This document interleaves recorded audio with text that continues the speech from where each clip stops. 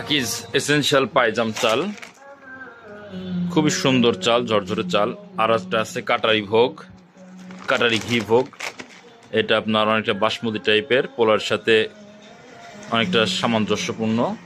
এটা চিনি গুঁড়া চাল আকিজের, দেখতে পারেন খুবই সুন্দর, সরিষার তেল, আটা, পাইজাম চাল।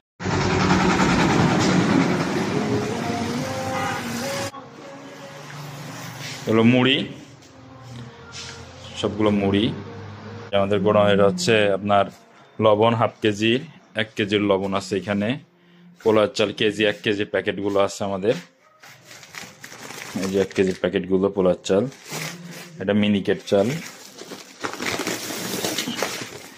মিনিকেট চাল।